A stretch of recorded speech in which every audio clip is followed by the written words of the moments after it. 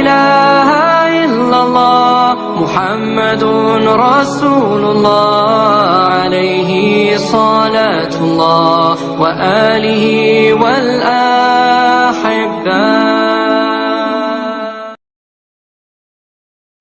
Wahabi, satu konspirasi Yahudi menjatuhkan Islam dari dalam. Apa itu Wahabi?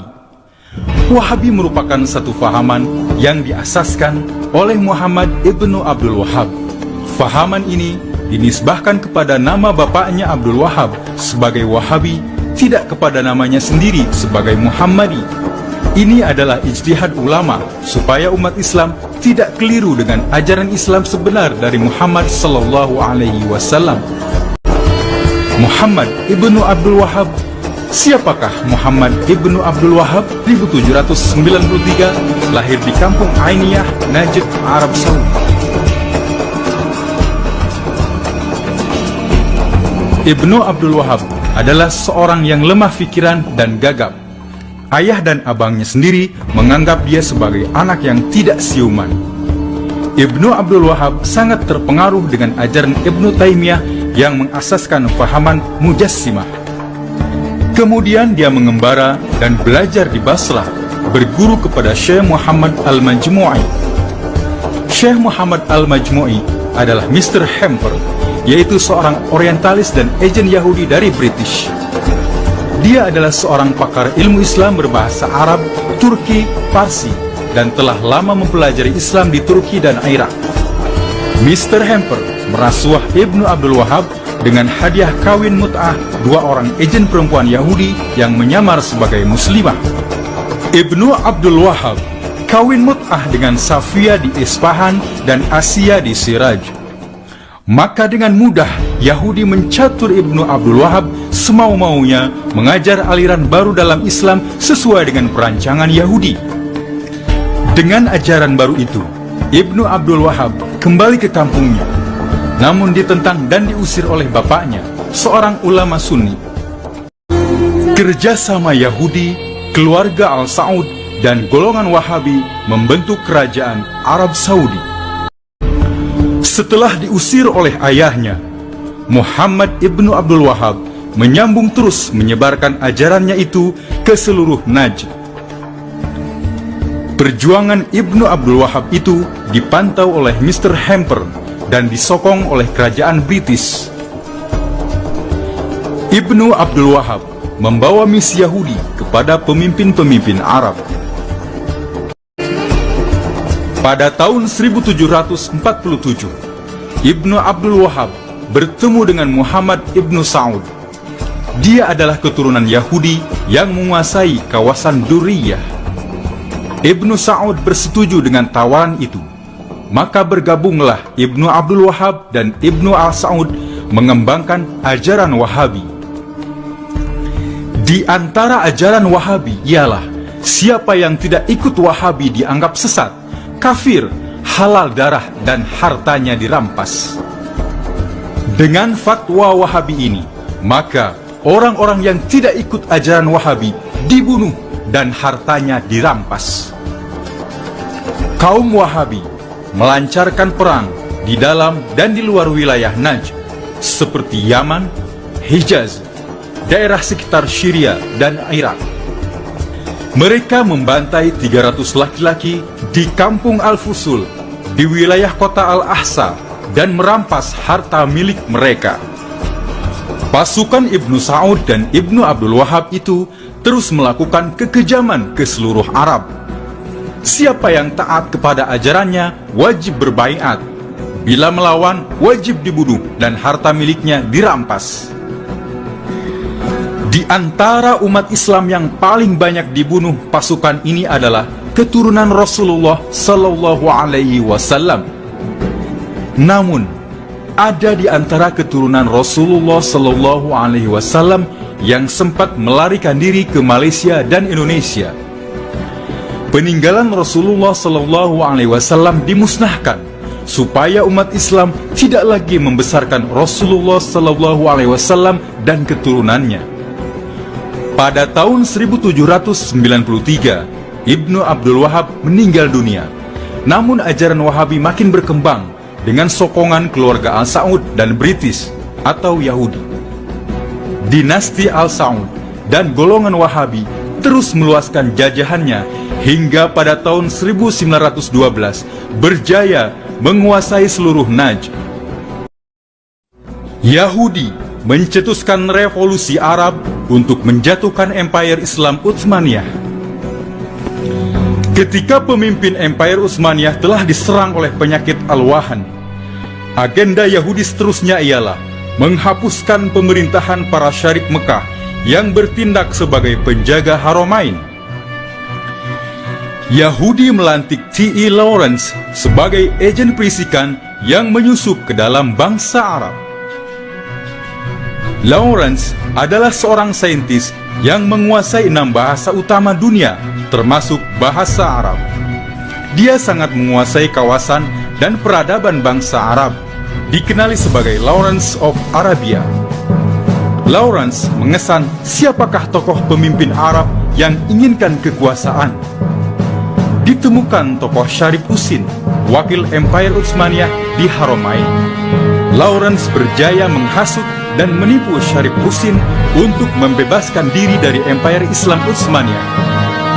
Lawrence menyuburkan semangat nasionalisme di negara-negara Arab untuk menentang bangsa Turki yang memimpin Empire Islam Utsmaniyah. Lawrence adalah seorang gay atau homoseks yang sanggup melakukan apa saja untuk menawan mangsanya. Perhubungan antara Lawrence dan Syarif Husin sangat rapat, bahkan menjadi kawan karib putranya yang bernama Amir Faisal. Amir Faisal berpaling tadah dan memihak kepada Britain. Sejak dari itulah kerajaan Arab menjadi tali barut Britain. Atas nasihat Lawrence, Syarif Husin mengirim surat rahasia memohon bantuan tentara British. Dengan menjanjikan Syarif Husin sebagai penguasa bagi seluruh wilayah Arab, maka mudahlah Lawrence mencatur keluarga ini untuk mengagih-agihkan wilayah-wilayah Arab sesuai permintaan Yahudi. Pada tahun 1915, Britain mulai menduduki kawasan Irak. Akhirnya, pada tahun 1917, Britain menduduki semula kawasan Palestina. Tentara Britain diketuai Jenderal Allenby memasuki Palestina pada 9 Desember tahun 1907. Allenby memijak makam Salahuddin dan berkata, "Hari ini perang salib sudah berakhir." Pada tahun 1918, tentara kolonial Britain menduduki pusat pemerintahan Turki Utsmaniyah, yaitu Istanbul. Perjanjian Faisal-Weizmann ditandatangani pada 3 Januari tahun 1919 dalam persidangan Paris. Weizmann adalah presiden pertumbuhan Zionis dunia. Setelah perjanjian itu, Weizmann menjadi presiden pertama negara Israel. Irak diserahkan kepada Amir Faisal, Yerusalem atau Palestina diserahkan kepada Kristen, Baitul Maqdis diserahkan kepada Yahudi. Pada tahun 1922, setelah tamat Perang Dunia Pertama, persidangan Lausanne diadakan. Hasil persidangan Lausanne: pertama, sistem khilafah Islam ditamatkan. Kedua, khalifah dibuang ke luar negara. Ketiga, harta khalifah dirampas. Keempat, kerajaan Turki baru ditubuhkan atas dasar sekular di bawah pimpinan Mustafa Kemal Atatürk. Negara-negara jajahan Turki Utsmaniyah diambil alih sebagai jajahan British, Perancis, dan Italia. Lord Curzon dengan sombongnya berkata, "Hakikatnya Turki telah dimusnahkan dan tidak akan bangkit lagi, karena kita telah menghancurkan kekuatannya, khilafah Islamnya atau sistem pemerintahan Islam." Yahudi melantik Saudi dan Wahabi sebagai penguasa Haramain.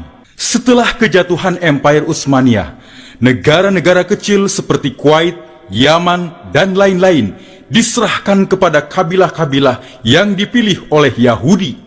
Negara-negara kecil itu semua tertakluk pada penjajahan British, Prancis, dan Itali.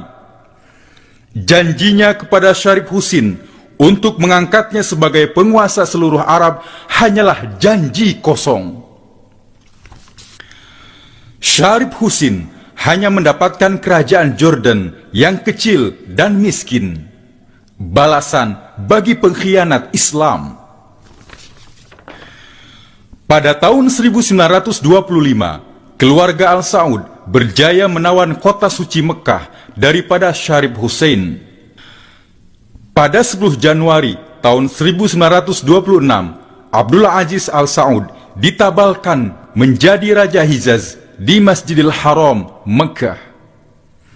Pada tahun 1932, setelah menguasai sebagian besar semenanjung Arab, Ibnu Saud menamakan tanah gabungan Hijaz dan Najd sebagai Arab Saudi.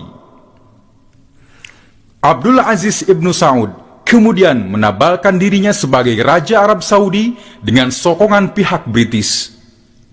Fahaman Wahabi menjadi agama resmi Arab Saudi dan dikembangkan ke seluruh dunia. Mengapa Yahudi mencipta Wahabi? Pertama, Yahudi sangat faham bahwa kekuatan umat Islam adalah pada kekuatan ruhnya, yakni ruh yang sangat kenal, cinta dan takut kepada Allah Subhanahu wa Ta'ala. Oleh karena itu, umat Islam mesti dipisahkan dari Allah. Yang kedua, Yahudi sangat faham bahwa kehebatan umat Islam karena berjaya menghubungkan kekuatan ruh dengan kehidupan lahir. Maka keyakinan akan adanya kuasa ruh dalam kehidupan lahir itu mesti dihapuskan. Yang ketiga, Yahudi sangat faham bahwa kunci kemenangan umat Islam adalah adanya bantuan gaib dari Allah. Maka Yahudi menghapuskan keyakinan kepada perkara gaib itu.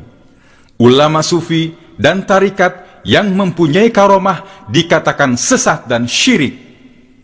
Yang keempat, Yahudi tahu bahwa kekuatan Islam adalah pada kecintaan umat kepada Rasulullah Sallallahu Alaihi Wasallam, Ahlul Bait dan para sahabat. Maka segala peninggalan atau amalan yang boleh menyuburkan kecintaan itu dimusnahkan dengan alasan bid'ah, khurafat, kultus dan lain-lain alasan yang diada-adakan.